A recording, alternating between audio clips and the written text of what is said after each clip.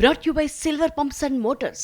Top quality और consistent performance के लिए सिर्फ सिल्वर पंप्स नाम याद रखना। ఇంటెలిజెన్స్ మాజీ చీఫ్ సీతారామాంజనేయులను న్యాయమూర్తి ఎదుట హాజరుపరిచారు సిఐడి పోలీసులు.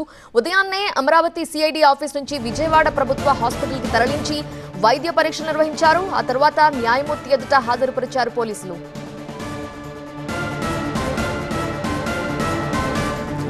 ఆయనపై నమోదైన కేసులో జడ్జి ముందు తానే వాదనలు వినిపించారు పిఎస్ఆర్ ఆంజనేయులు. జత్వానీ కేసులో ఏం జరిగింది అనే అంశాలను వివరించారు. అసలు ఈ కేసుతో తనకు ఎటువంటి సంబంధం లేదన్నారు రామాంజనేయులు. తన పాత్ర లేకపోయినా తనపై కేసు పెట్టారని తెలిపారు. తనకు సంబంధం లేని విషయాల్ని చెప్పించారని అన్నారు. అకారణంగా అక్రమంగా తనని అరెస్ట్ చేశారని అన్నారు ఇంటెలిజెన్స్ మాజీ చీఫ్. మాజీ డీసీపీ విశాల్ గున్నీని ప్రొటెక్ట్ చేస్తామని ప్రభుత్వం నుండి హామీ రావడంతో అప్రూవర్ గా మారారని జడ్జి ముందు వివరించారు.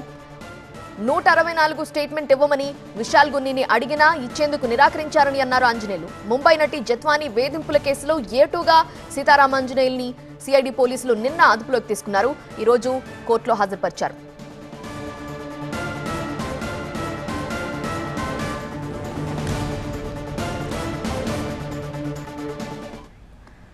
వైద్య పరీక్షల అనంతరం న్యాయమూర్తి ఎదుట హాజరుపరిచారు పోలీసులు.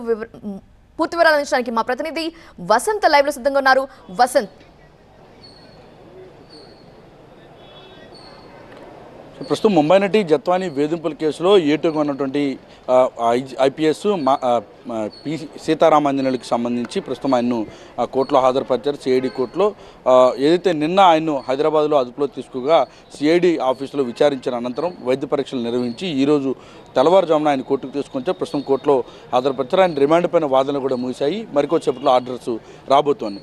ముంబై నటి జత్వానీకి సంబంధించినటువంటి వేధింపుల కేసులో తన ప్రమేయం లేకపోయినప్పటికీ కూడా కక్షపూరితంగా తనపైన కేసు నమోదు చేశారంటూ కూడా ఆయన న్యాయమూర్తి దృష్టికి తీసుకొచ్చారు. స్వయంగా ఆయనే న్యాయమూర్తి ఎదుట వాదనలు తన కేసుకు సంబంధించి వినిపించే ప్రయత్నం కూడా చేశారు. ప్రధానంగా ఈ కేసుకు సంబంధించి తాను ఆ రోజు ఎటువంటి డైరెక్షన్ ఇవ్వడం కానీ లేదా ఈ కేసులో ప్రత్యక్షంగా తన ప్రమేయం లేకపోయినప్పటికీ కూడా అకారణంగా అక్రమంగా కేసులు ఇరికించే ప్రయత్నం చేస్తున్నారు. తాను చెప్పని మాటలు అన్న మాటలు అన్నట్లుగా చూపించే ప్రయత్నం చేశారు. కాబట్టి ఈ కేసులో తన ప్రమేయం లేదంటూ కూడా ఆయన న్యాయమూర్తికి వివరించారు. ఇక ఈ కేసులో నిందితుడిగా ఆరోపణలు ఎదుర్కొంటున్నటువంటి మరొక ఐపీఎస్ అయినటువంటి విశాల్ గున్ని ఇచ్చినటువంటి స్టేట్మెంట్ ఆధారంగా తనపైన కేసు నమోదు చేశారు. అయితే ఈ కేసులో 164 స్టేట్మెంట్ ఇచ్చేందుకు రావాలని చెప్పినప్పటికీ కూడా విశాల్ గున్ని పైన కేసు లేకుండా చేస్తాం, అప్రూవర్గా మారినటువంటి విశాల్ గున్ని స్టేట్మెంట్ ఆధారంగా తను ఈ కేసులో ఇరికించే ప్రయత్నం చేస్తున్నట్టు కూడా ఆయన న్యాయమూర్తి దృష్టికి తీసుకొని వచ్చారు. ప్రస్తుతం ఈ కేసులో రిమాండ్ విధించాలంటూ కూడా ఆ ప్రాసిక్యూషన్ తరఫున వాదన వినిపించినటువంటి క్రమంలో కేసును ఇతనికి బెయిల్ ఈ కేసులో రిమాండ్ విధించకపోతే